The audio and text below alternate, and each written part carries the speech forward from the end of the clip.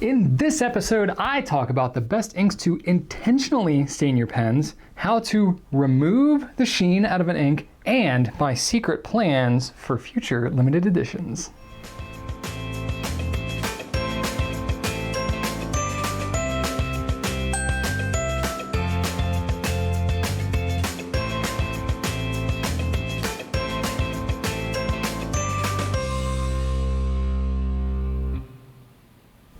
Hey everybody, Brian Goulet here of GouletPens.com, and this is episode number 130 of Goulet Q&A.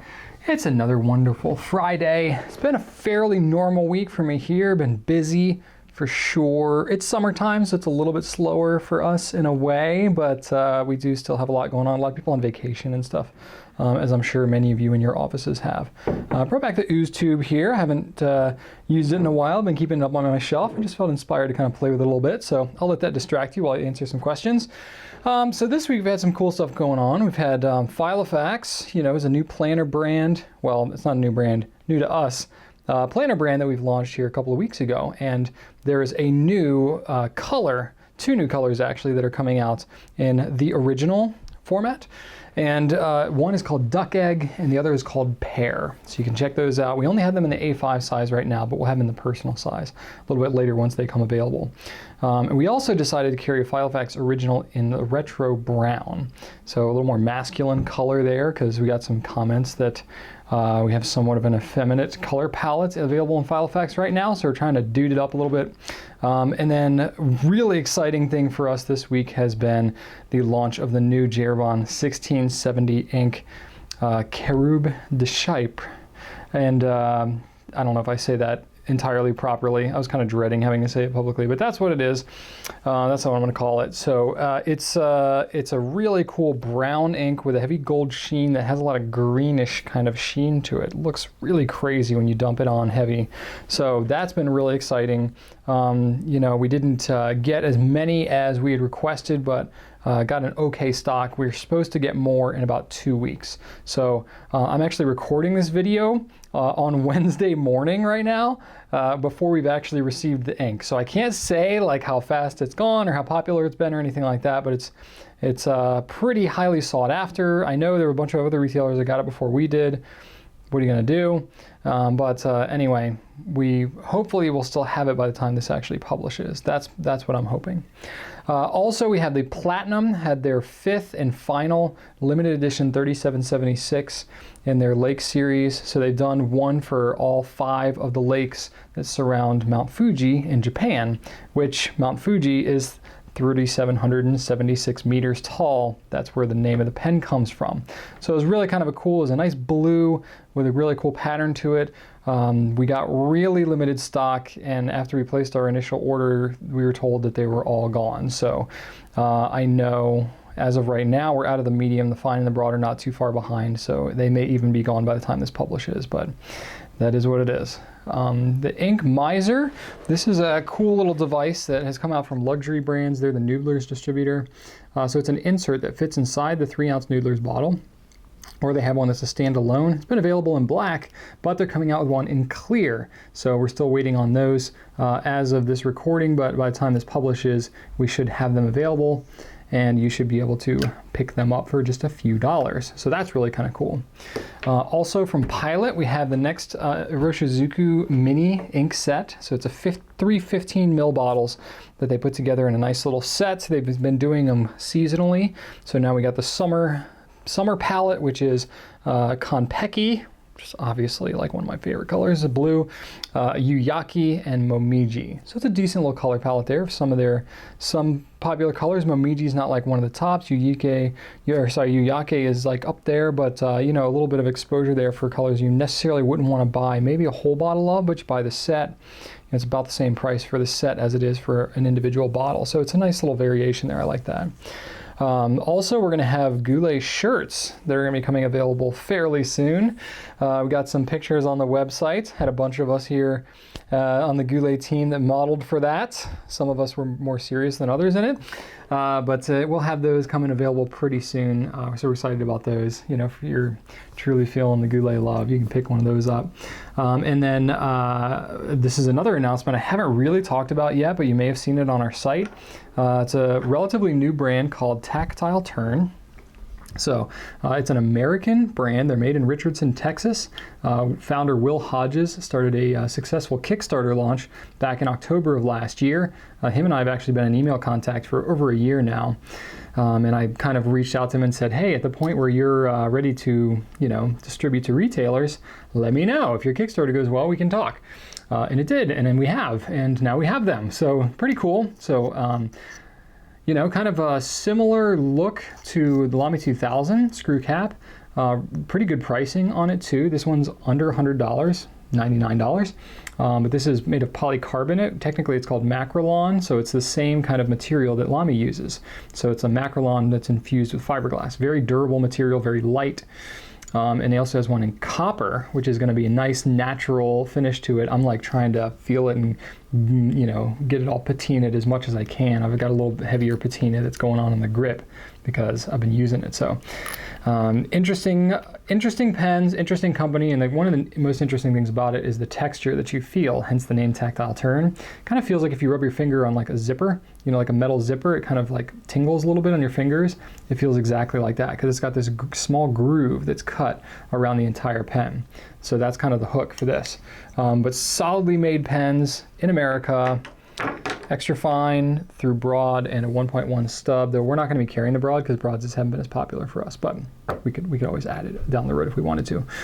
There are other materials that he has on his site, tactileturn.com, which you can order directly. You can get parts and pieces and all this stuff. We're just starting out with the polycarbonate and the copper to start. So then we'll kind of see how well it's received, maybe add some stuff. So that'll be coming on our site next week. What else? That's it. That's all I've been up to. I've been exercising a little bit more, if you care about that. I read a book called The Power of Habit by Charles Duhigg. I wrote about that in the company newsletter on Tuesday this week, and it's been really good for me. I've been going to bed a little bit earlier, though last night I didn't. And yeah, it's been really good. So I recommend that book.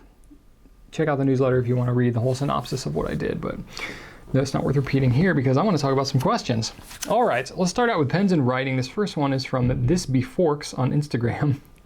I love some of these handles. All right, good question here. Is it safe to use a gold nib as a flex pen?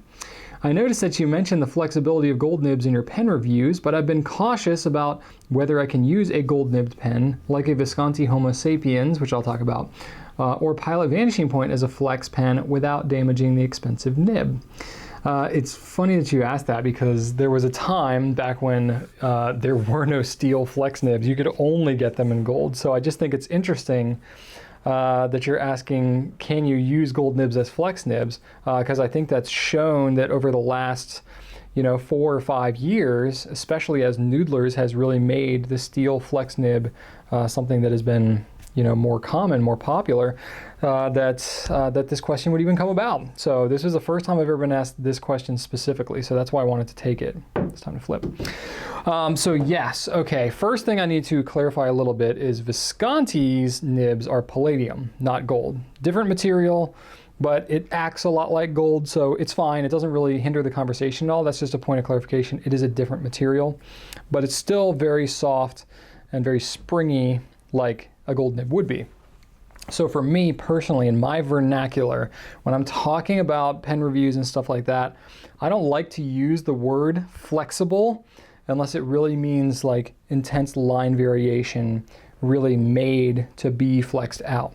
There are some pens that are made to be flexed, like the Noodler's Flex Pen, for example. Pens like the Visconti Homo Sapiens, maybe you'll find somewhere where I slipped up and I'll be able to eat my words, but I don't like to use the word flexible for pens that normally just write springy or soft. So it is a little confusing because there's no like standardized terminology across all manufacturers with this kind of thing. So some manufacturers will use the words flex or semi-flex and stuff and just kind of throw it around. I usually tend to be pretty strict in how I use the word flex, because when most people hear the word flex, they think, I'm gonna really press down on it and get this thing to go wide. Not necessarily the case, especially with pens that are not designed to do that. So if you're talking about gold nib pens in general, you mentioned Visconti there, but you also mentioned the Vanishing Point. The key advantage really of having a gold nib pen is that it's going to write somewhat springier and be a little softer, but that doesn't mean you're going to expect line variation necessarily, or doesn't mean you should write with it in a way that will cause it to do that.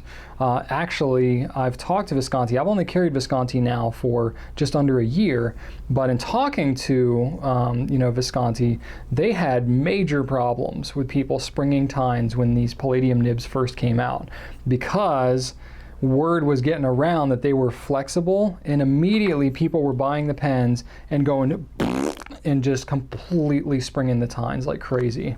Sorry if that was really loud in the mic, but that's what was happening. So they had to like train, and I don't even know if they I don't know if they changed the nibs necessarily, but they had to go through a big kind of a warranty effort there to not have people doing that all the time. It's also something that I see happen with Pilot Falcons. They used to be Namiki Falcons, now they're Pilot Falcons.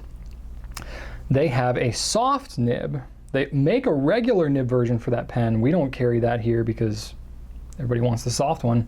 But the soft, again, soft is typically a term that's used to talk about springiness, not necessarily line variation, but there's some videos and stuff that have gotten out there of the people that have either done some pretty intense line variation or had the pen modified to do more line variation, and then people buy a Falcon thinking, oh yeah, I saw that video online, I want to do that again with the noise. That's my springing tines noise that I have there.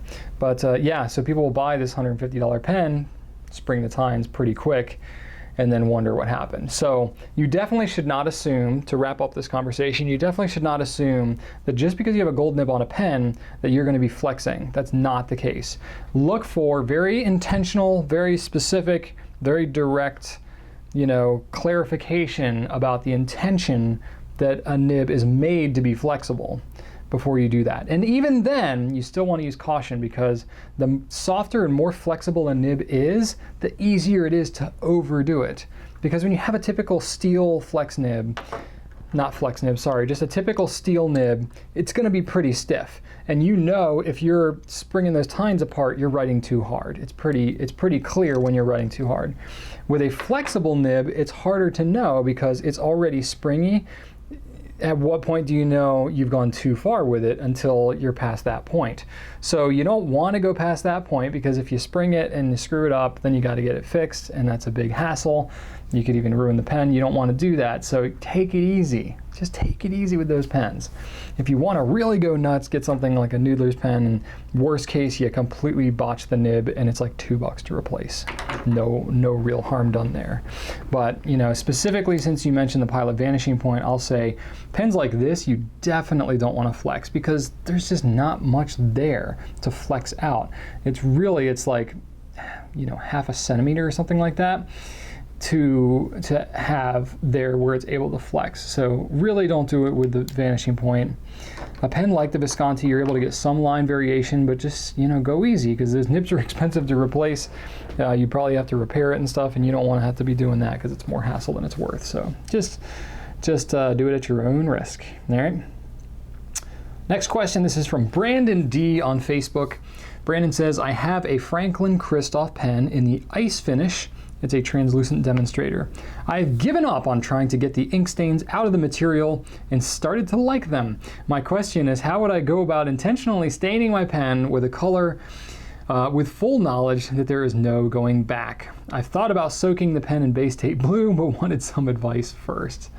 Yeah, so I don't have any, of these pens myself because they sell them direct, but I've seen the pens that you're talking about, and it's pretty interesting finish. Really, it's nothing too magical. I think they just, drill out the inside and then don't polish it. That's how they achieve that finish. So what that means is there's a lot of texture. I don't really know their process, I'm guessing, but there's a lot of texture on the inside there. That's how it's getting that finish. So what that means when you have a lot of texture like that, that's a lot of places for ink to go and kind of grab onto. So cleaning a pen out like that really thoroughly is going to be more difficult inherently than it would be if it was a smoothed out pen on the inside. I don't know anything about like the particular type of material that they're using or anything, if that has any impact on it. I would assume probably not, but I think it's going to be more the texture. So really the guts of the question that I'm trying to get to here is, how do you intentionally go about staining your pen? Definitely there are some inks that stain more than others. You're on the right track there about, baystate blue. I will say though that, the baystate inks, they will definitely cling to your pen, but it'll clean off with bleach. So if you use a bleach dilution of maybe like 10% or 20% bleach to water, it's gonna knock that baystate blue right out of there. So that actually might not be a bad option to experiment with, just because you can undo it. You just won't clean out with normal, soap and water or whatever. It takes the bleach. But I will say that the baystate inks, as clingy as they are, may present somewhat of a problem if you're kind of intentionally like really getting a lot of it on there and leaving it there.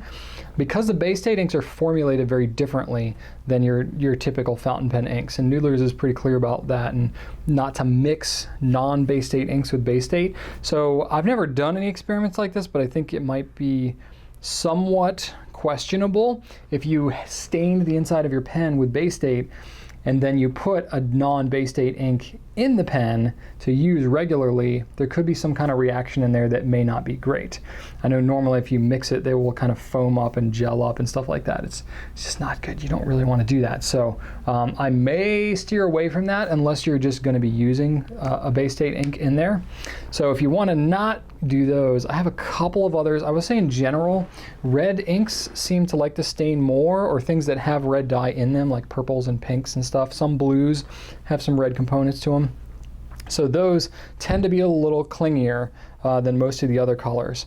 Some ones that I definitely know, which all just happen to be Noodler's. Noodler's North African Violet is a purple that stains pretty well, or can. Noodler's Kung De Chang tends to be a little clingy, and Noodler's Whaleman Sepia. Both of those are pretty interesting, very differently formulated, non-conventional fountain pen inks that can stain sometimes.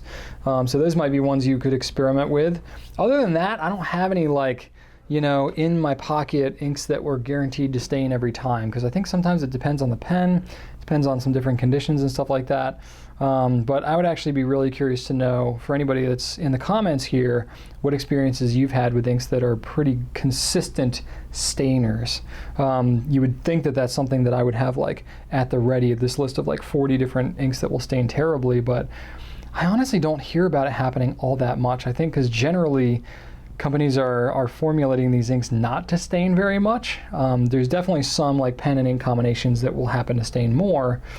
But sorry, I'm not giving you a lot of ammunition here. I don't have like this whole like rainbow of colors to give you, but I guess it's kind of a positive thing that I don't hear that much about like inks that are just stain everything and are atrocious, other than the baystates, which can clean out with bleach. So hopefully that helps you out some. Maybe the community can give you some additional ideas.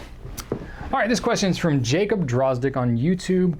And Jacob asked, what are the advantages or disadvantages of using a number 6 nib versus a number 5 versus a number 4 nib, etc.? Okay, so let me explain this a little bit. I've touched on some of these nib sizes and stuff here before, so I won't go super in depth. But to give you the 10,000 mile view, wow, that's really high up there. Maybe you couldn't even see if it's that high up, but to give you the 10,000 foot view, the difference in these numbers of nibs is really just a difference in the size. So I have here 3 TWSBI pens, and TWSBI is the easiest example to use because they use a number 6, number 5, and number 4, which is what you're asking about. So I'm going to zoom in a little bit. You'll get to see how much I have not shaved today, or this week for that matter. So this is a TWSBI VAC 700 that has a number 6 nib, which is the largest of the bunch. This is a 580, which has a number 5 nib, and this is an Eco, which has a number 4 nib. Now, there's more of a difference between a number 6 and a number 5 than there is between number 5 and number 4, but there are still some subtle differences, especially in the width of these two nibs. Really what it boils down to is there's not vastly that much difference. There's a difference in size, but that's about it. You know, if you think about a pen like the Pilot Vanishing Point or the Lamy 2000, you know, these are iconic, really well-regarded pens. You know, Vanishing Point right here. It's a proprietary nib, so they don't have their own kind of thing. But look at the size of that nib in comparison. It's teeny, teeny, teeny, tiny. Still a really solid performing pen though. So it's not like number 6 is the best because it's the biggest. No, it's just biggest because it's the biggest. And part of the reason that number 6 is really great is, for one, it's got a lot of surface area on it, so you can do more with the design on the nib. It's an aesthetic thing.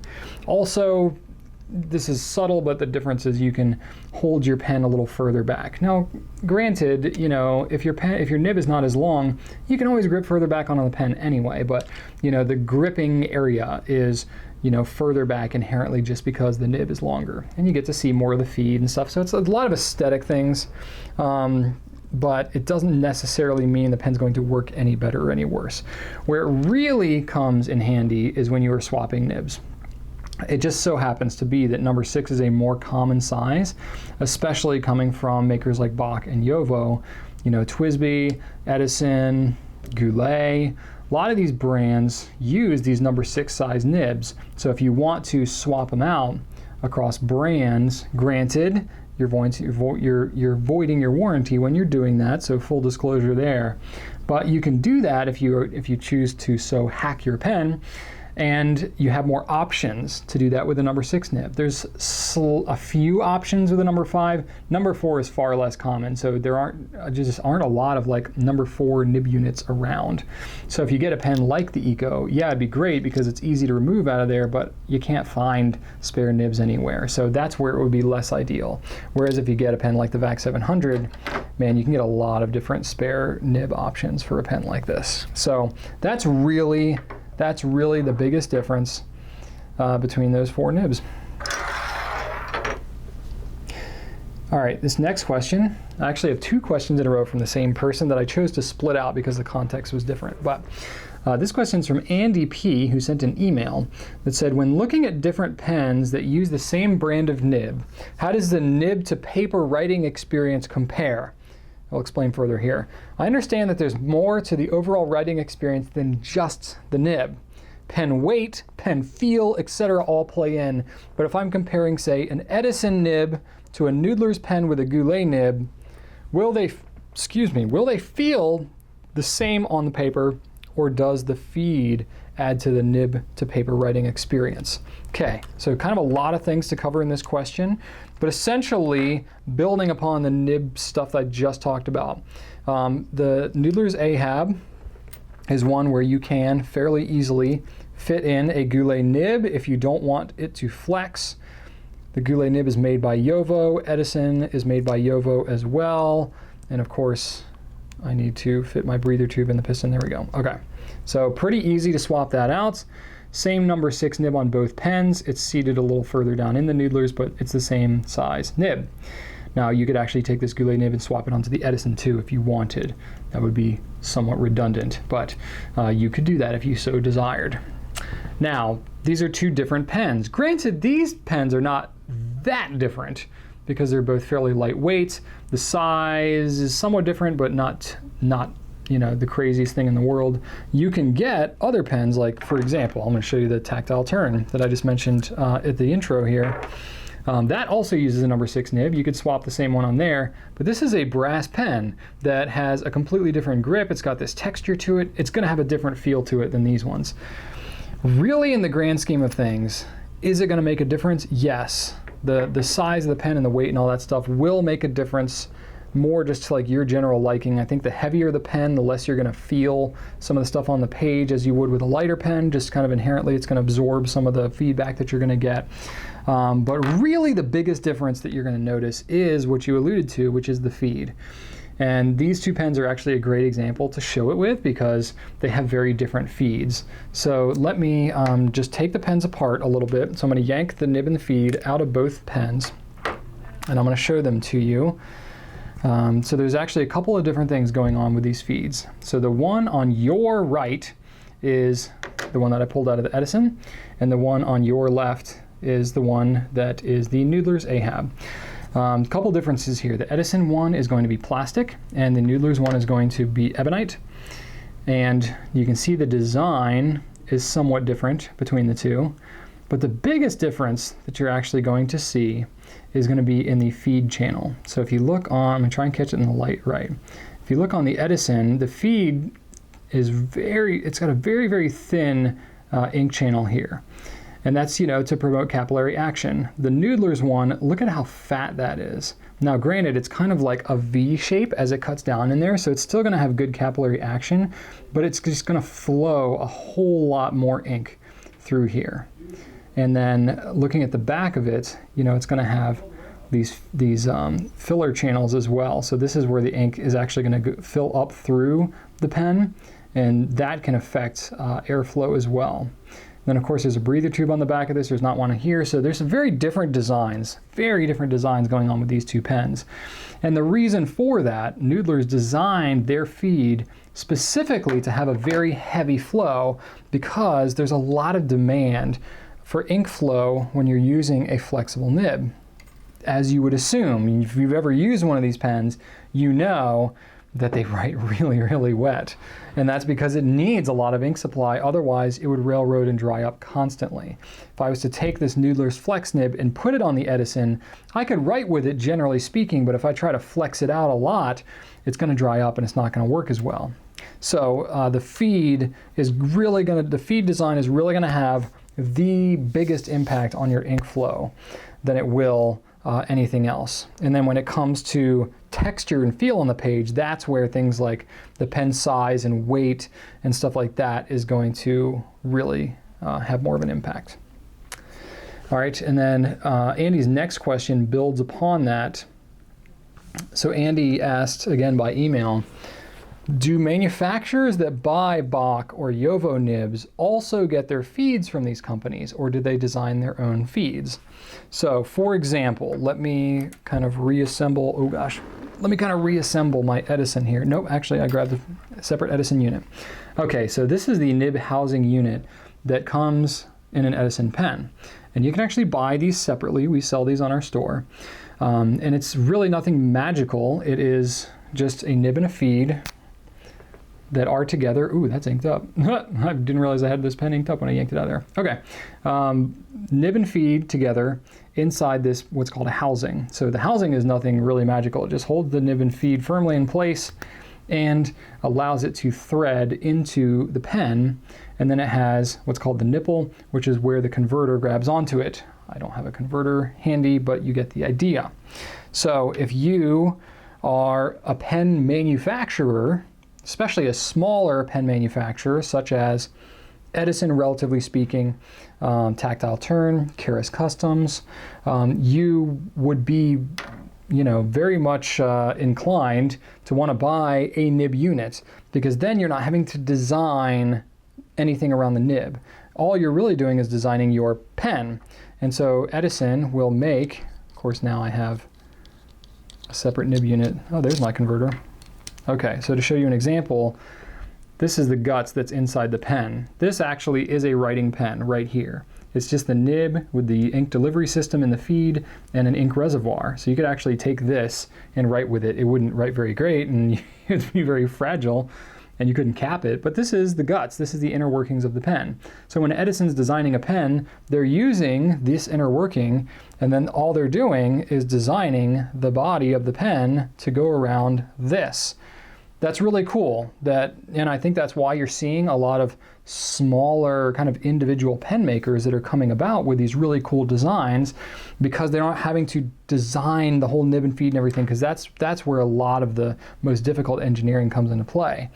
That said, Not everybody is doing that. So there are some manufacturers like Edison, Keras Customs, Tactile Turn, like I mentioned, Bexley, Franklin Christoph, I believe. I'm trying to think of some others, but a lot of smaller manufacturers like that will just use the nib feed, housing, everything, and then just design their pen around it. Other ones will do kind of a blend. For example, TWSBI, I know, used to use Bach nibs, now they're using Yovo, but they use their own feeds. So if you look, this is a Yovo number 6 nib that's on this TWSBI VAC 700. Let me zoom in. It's going to be the same size and very similar, everything to the Edison one.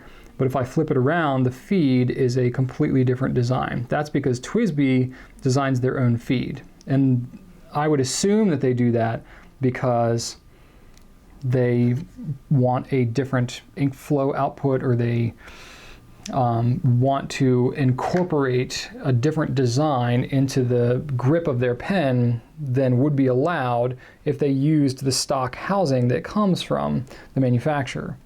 And that said, since you mentioned both Bach and Yovo, these are the biggest nib manufacturers in Germany.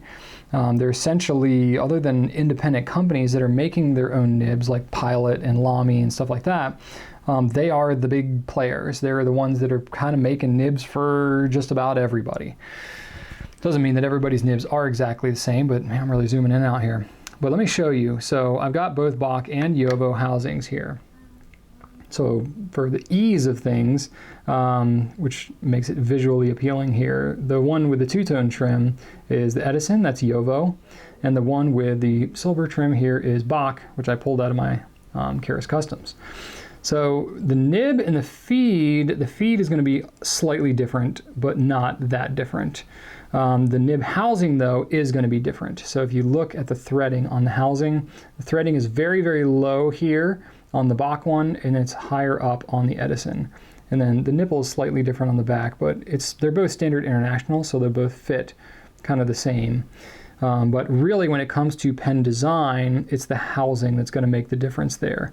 So I think most pen makers will pick a brand, stick with it. They design their grip to accommodate the threading on the housing that comes from the manufacturer, and then they can go about making as many pens as they want, and they kind of standardize on that.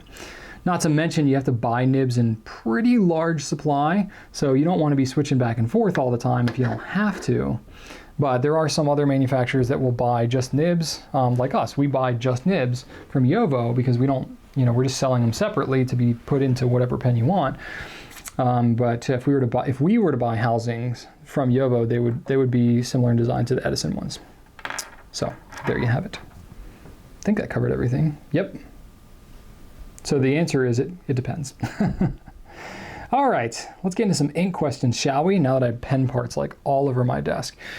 All right, this is from Brandon L on Facebook. It says, Iroshizuku Azagao is my favorite blue ink, but I hate the red sheen in blue ink.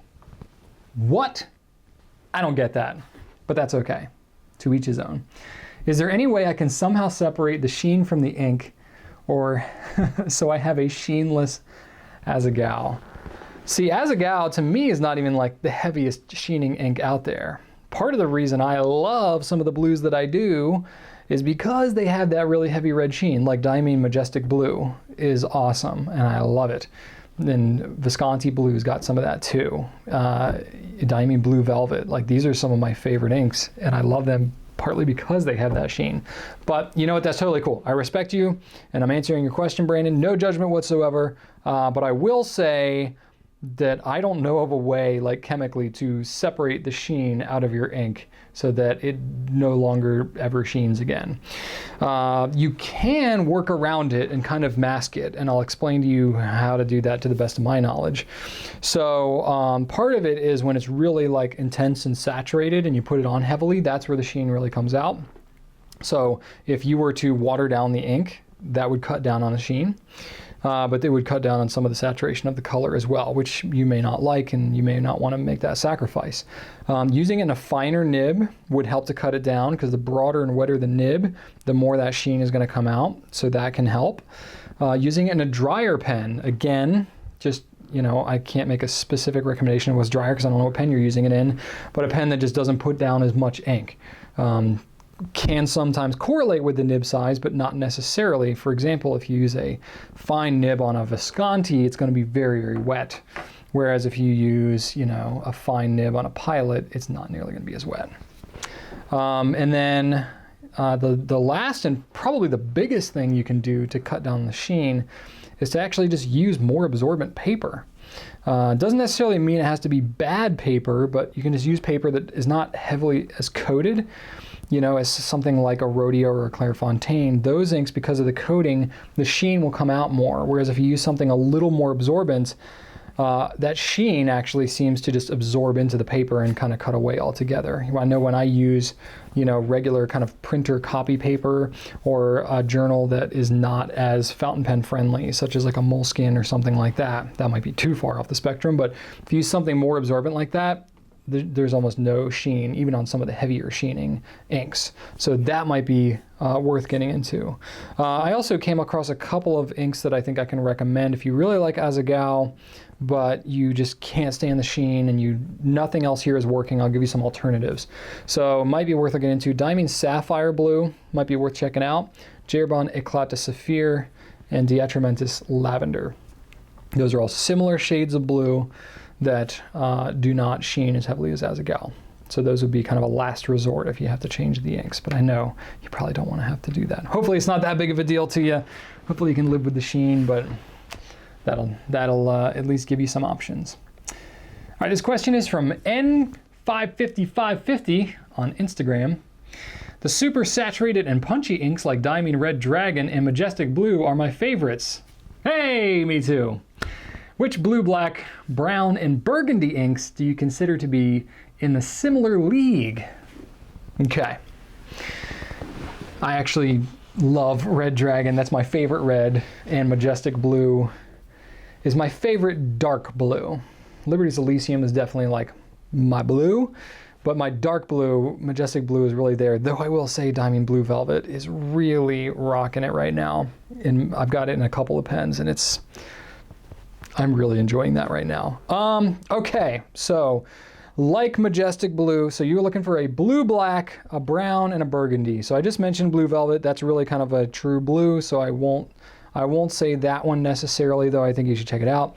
So check out Diamine 1864 Blue Black. Very intense, saturated, dark blue black. Really nice color. Diamine Regency Blue. Got some sheen to it, so it's going to be a little more reminiscent of your Majestic Blue. So check that one out. And then also Noodler's Blue Black. It's a different kind of blue black. It's got a little bit of a green hint to it, but the color is pretty intense and might be worth you checking out. So those are the ones that I think would be blue blacks worth investigating. As far as browns go, I'm going to start off a little bit weird and say Noodler's Red Black. I know it has two color names in it, neither of which are brown, but it definitely has kind of it's in the brown family, very much of the red element to it, but a very kind of intense deep color as well, so I would check that out. Noodler's Walnut also is a very dark, intense brown.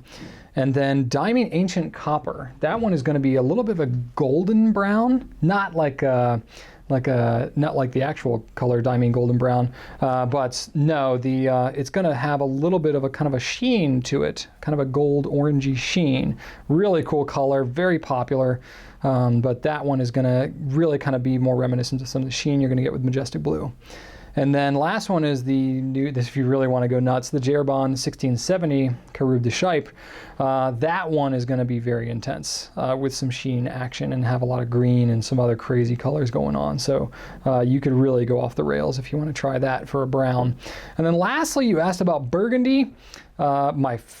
Well, gosh, it's really tough to say which is my favorite. Diamine Syrah, I really love that. It's very much like a wine color burgundy. Really intense one and very cool is Noodler's Black Swan and Australian Roses. That is a burgundy with a lot of black component to it. So it's going to kind of shift between burgundy and black. Very interesting color. You know, Nathan designed that to really be used in flex pens where there's a lot of line variation and variation in saturation and stuff like that. So that's a very cool color. And then Diamine Oxblood as well, which is somewhat similar to Red Dragon, but a little more of a burnt brown color. Sorry, a burnt red color as opposed to that bright, vibrant Red Dragon. But I will say, according to our sales that we have here, Oxblood is actually a more popular color than Red Dragon, even though I talk about Red Dragon constantly, and I love that color, and I like it actually more than Oxblood personally. Oxblood is a really cool color, and it's more popular. Probably a little more work appropriating too. And as long as you don't say the name of what it is, but the color is probably a little more of a work safe ink than that vibrant Red Dragon. Red Dragon's not exactly a name you'd brag about in your company meeting either, but those are some nice ink options. I feel really good about all those recommendations because I love all those colors. And then I'm going to finish it off this week with a couple of business questions. How am I doing on time? Oh yeah, I'm doing good. All right, business questions. This one's from Dylan K on Facebook. Asks, are Mondays busier for the Goulet team with all of the orders that build up over the weekend? Or is it more or less a normal day? What day would you say is your busiest work day of the week? I don't know what I would honestly call a normal day around here. And if anybody on my team that's watching this is probably going to laugh a little bit because that is absolutely the case.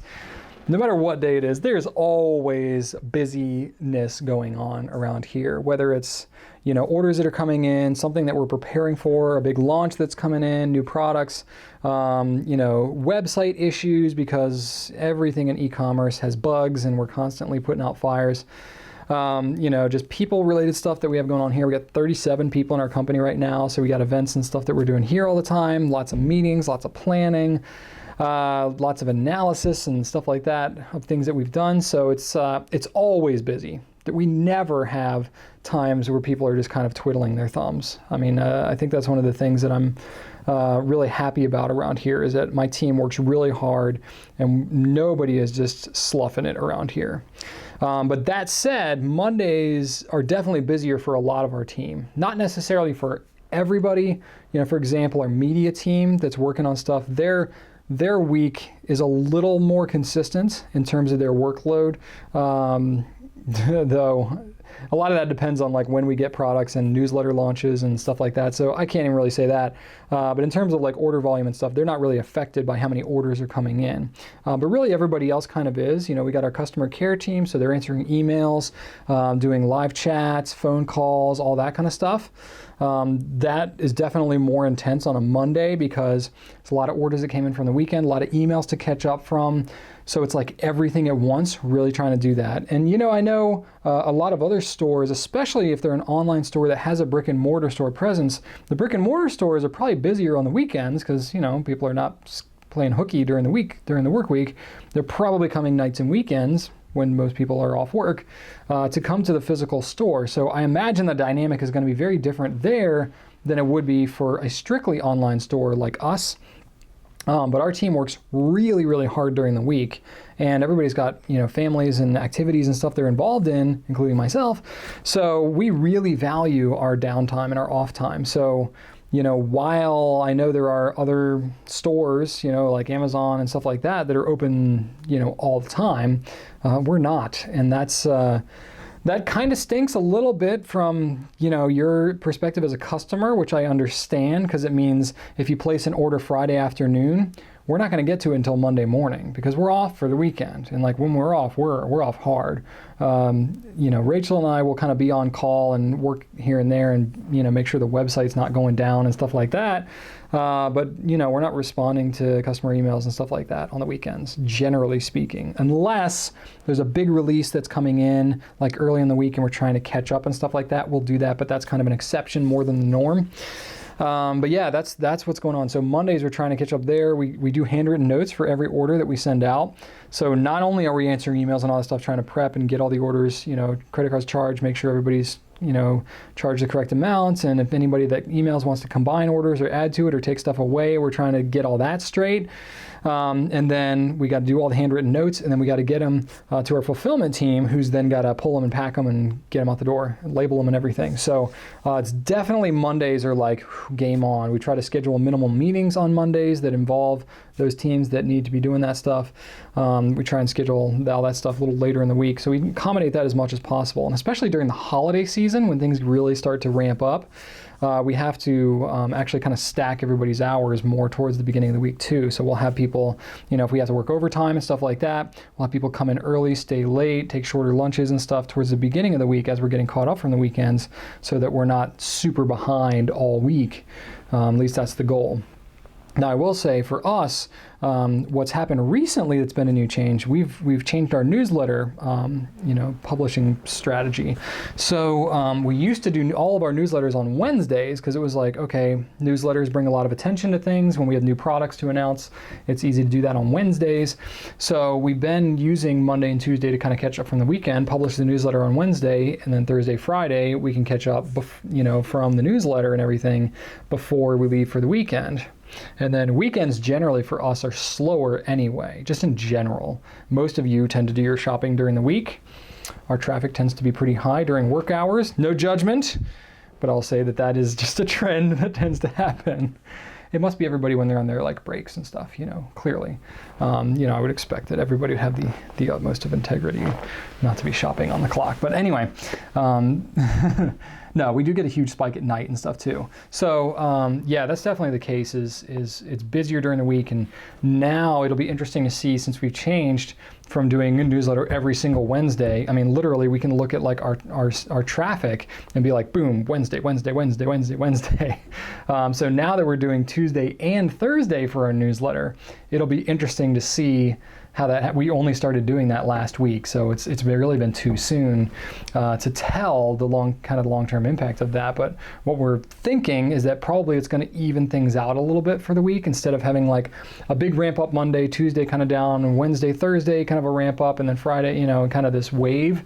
It's going to be kind of more of an even keel kind of thing. Plus, the thing we really like about doing Tuesdays and Thursday newsletters is now, instead of launching everything on Wednesday and having a big influx, we can launch things because stuff comes in, and for example, the Jeroboam ink this week, we would be getting it midday on Wednesday, but we couldn't draft the newsletter and stuff unless we knew it was coming. So it's it'd be super stressful, because if we missed it in the newsletter on Wednesday, we couldn't catch it for another week. But now it's all right, we already did the Tuesday newsletter, so if it comes on Wednesday, we'll put it in the Thursday newsletter, and then we'll be good to go. So things like that can affect things for sure.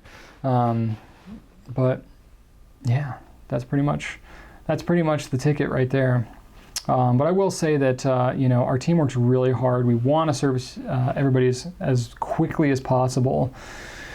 We've talked about doing a Saturday shift and stuff down the road if we were to grow more and stuff like that. And it's really, really tough because our team so values their personal life, and I really respect that. So it's not anything that I'm going to mandate unless it's really, really something that we just don't have a choice but to do. Maybe in the holidays we can get people to volunteer and stuff like that. We'll have kind of a skeleton crew here to help out and stuff like that, but we're not at that point yet, so we're going to keep rocking it the way we have. All right, and this last question that I was total tease on in the intro of the video. This is from Bruce Sinn-Brown on YouTube.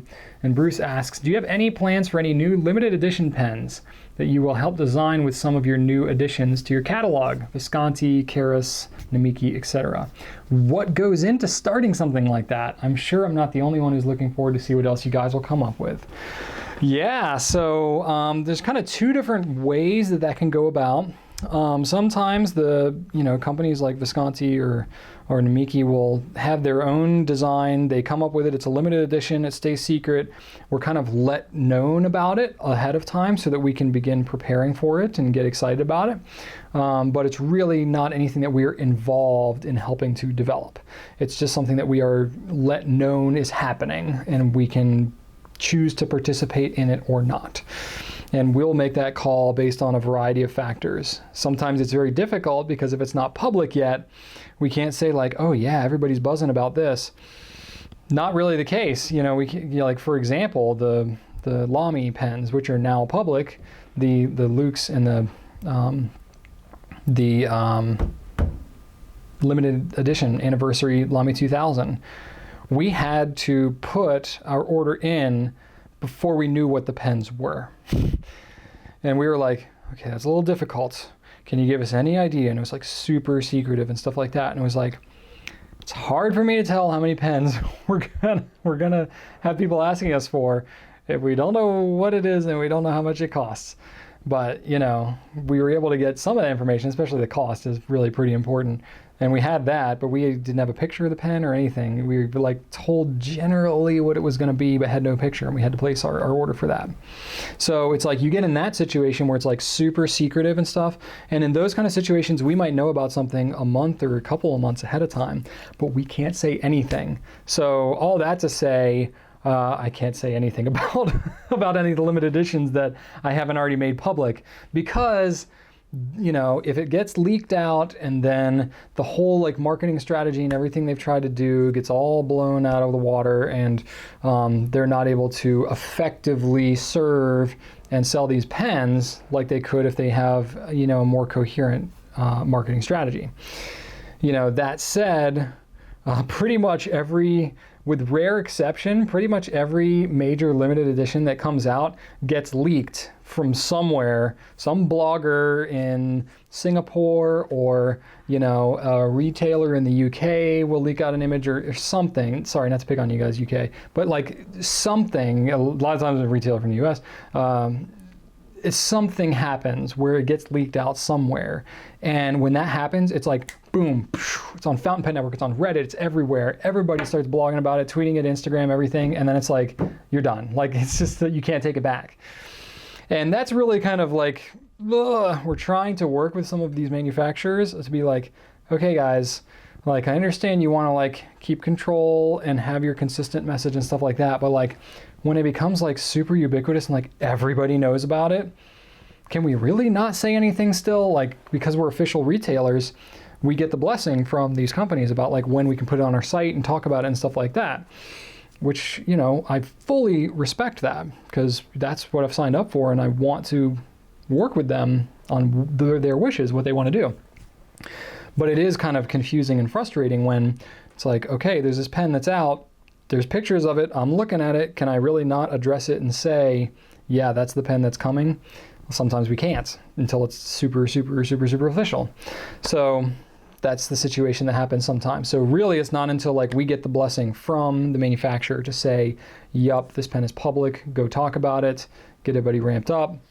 Because, you know, which I understand, everybody's got their own strategy, but generally speaking, if you've ever taken any marketing or business classes, you know that like there's a period, like when you're launching a new product, where people start to know about it, gets talked about, everybody gets really excited, and it's called like riding the wave, which I don't know if that's an official term, but that's what I call it. You ride the wave. So everybody becomes aware of it, it's on everybody's mind, they're really excited about it, and that's when you want to launch the product, because then everybody gets happy. If you come out too early, everybody gets really excited about it, and then it's not here, and then again it gets talked about, and everybody gets frustrated, and they kind of move on and forget about it and do other things, and then when you launch it, boom, your sales are going to be here instead of up here where they could have been if you just launched it at the right time. You know, not to pick on TWSBI here, but this happens with TWSBI products. Like, people get really excited about the prototypes that TWSBI will post on their Facebook page, which are like 2 years ahead of time. And then we get asked about them like crazy, and people talk about them for forever. Now, again, people will get excited about them again when it comes back, but there is definitely an art and a science to, you know, marketing a new product that comes out. And I think that's what most of these manufacturers are trying to do. The challenge is when you're dealing with a global economy, worldwide brands, you got distributors and stuff that are set up in different continents, it gets really difficult to try to control that with as instant as communication as we have today. Because I'm not joking, what'll happen is half the time, and it depends on the brand, but half the time a new limited edition pen will come out or be announced or something like that. Sorry, not like announced officially, but like be made aware of in the community. We'll see it on some random blogger's Instagram profile or something, and it like spreads like wildfire everywhere. And we find out about it fairly quickly because we're pretty plugged in. And then we immediately go back to our manufacturers and we're like, hey guys, what's this pen? Where is it? How much is it going to be? We're getting inundated with questions. What's going on? And they're like, we haven't even made that public yet. Like, we haven't even told you about it yet. And we're like, yeah, we already know about it. That happens more than you would think because we're just a very interconnected world these days. So that's that situation. With those limited editions, I cannot talk anything about those.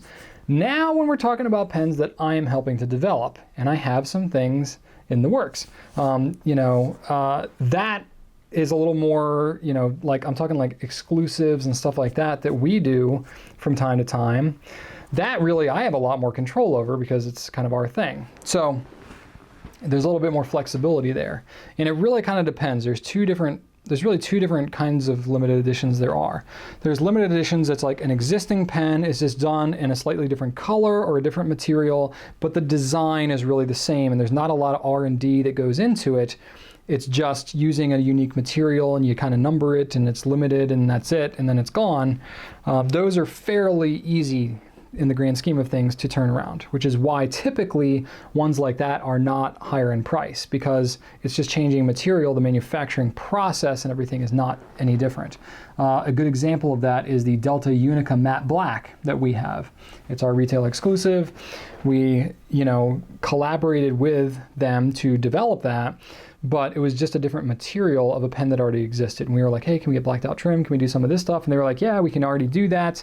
So it was a matter of like collaborating on some of the design, but it wasn't like, I want a pen and I'm going to send you a sketch and then you like tune your machines and stuff to make this whole new center band that you've never done before and like all this kind of stuff. That kind of stuff is a much longer horizon. That's where you're looking more like a 2-year horizon to develop a whole new pen from scratch, as opposed to maybe a 3 to 6 month horizon, just changing out materials and stuff, depending on how many you're doing and what the scale is, and what material you're using. But if you're talking about something that's really a whole new pen, like some of the limited edition Viscontis and stuff you see, if you look at their, I'm trying to think of some that have really been truly unique recently. This is maybe not my best example, but the Erotic Arts pen that they did, right? Very different, very unique pens. Or a pen like their Declaration of Independence, a lot of design elements that are unique to that specific pen. It's going to be higher in price because there's a lot more involved in manufacturing, research, development, marketing, promotion, and so on for those, and there's a longer horizon. So there's a lot more to it. Usually that's not quite as much of a like retailer exclusive type of situation. That's usually something they're going to want to take global because they're going to need to try to sell as many as possible to get the per piece cost down. And there's all kinds of economics and stuff involved in that, but you have a certain amount you have to pay for research and development and these machining and all this kind of stuff. So you have to sell a certain number of pens to really make it worthwhile. The more pens you sell, the lower the cost can be per pen. But then, of course, when you get into limited editions, it's going to be very niche and it's not going to be for everybody. So there's this whole art to doing limited editions, which when you get into the whole new pen type of thing, that's where it gets really risky. And also really interesting with the theming and stuff like that. Things like the Delta Matte Black Unica, the cost stayed the same, relatively low risk. We felt pretty confident that pen would be pretty popular, and it was. So that is a little bit more straightforward. And then, that definitely covers that. So, yeah, I really can't talk about anything that I have in development right now. I will say I have a couple of different projects in the works. And just in general, when it comes to limited editions and exclusives and stuff like that, I personally find them exciting as a fountain pen enthusiast. I really like them and I appreciate the innovation that comes from that. It's the excitement in the community. It can really help from a business standpoint, can really help to revive a brand too. It's no mystery that a lot of the brands that you kind of don't really hear a lot about stay pretty stagnant and don't come out with new stuff very much. Whereas the brands that are coming out with a lot of new stuff all the time get talked about more, stay more vibrant, more on people's minds. They engage more with the community, so they're more on the pulse of where everything is going. So there's definitely a correlation between how popular a brand is and how much new stuff they come out with. Just like pretty much any brand would be, right? It's not just a fountain pen thing. That's with pretty much any brand. Same thing goes with ink for that matter, if you want to really get into it. But yeah, so I have some things in the works. They're going to be set to come out around October, November. So be on the lookout for some of those things. I will not allude to what they are, but I will say that I'm always on the lookout for. So they're doing some cool stuff, especially, just showing my hand here, as an online retailer selling similar products that you could buy at other retailers. I'm very much incentivized to try to sell things that are unique, that are exclusive to me, because that gives you a reason to shop with me instead of Amazon or somebody else. Also, it's really exciting for me and I love doing it. That's just a huge bonus. And it serves the community as well, because having been deeply involved in the fountain pen community for a number of years, I feel like I have value to add to the products that are developed. And that's really cool and validating for me to take what I've learned from my experience with the community to then help develop a product that's then responded to very well. That's like yay for everybody, right? Everybody wins in that kind of situation. So it's really exciting. I got some cool stuff in the works, and the limited edition stuff. And I don't try not to get greedy with it. I try to keep the price as reasonable as I can with that stuff. But you know, sometimes it's difficult. But yeah, that's where we're at with that. So there you go. That's another Q&A in the books. My question of the week for this week is not related to really anything that I talked about here today, but it is pen related. So my question of the week this week is, what's a pen that you absolutely could not stand at first, but that you've grown to absolutely love over time? I'm very curious to know. I'd love to hear your story. I probably should have thought of one for myself. I've definitely had that happen with some of them. For me, I would say probably the Lamy All-Star would be one. Lamy Safari All-Star. Did not like it at all at first because of the grip. Just could not stand the grip, couldn't get used to it. But over time, I've come to just absolutely love that pen because it's a workhorse. I love the colors and the material on the All-Star, swappable nibs, all that kind of stuff. I definitely grew to appreciate it so much more when I really couldn't stand it at first and like never used it. But now I love it. So that would be my choice on the fly. So I'd love to hear in the comments what yours are. Anything that I talked about here today, you can check them all out at gouletpens.com. Leave me some comments, ask me some questions. I'm always looking for good questions. I'm getting good questions every week. The more good questions I have, the better I can answer in the Q&A here. So hope you have a great weekend and a great rest of your week, and right on.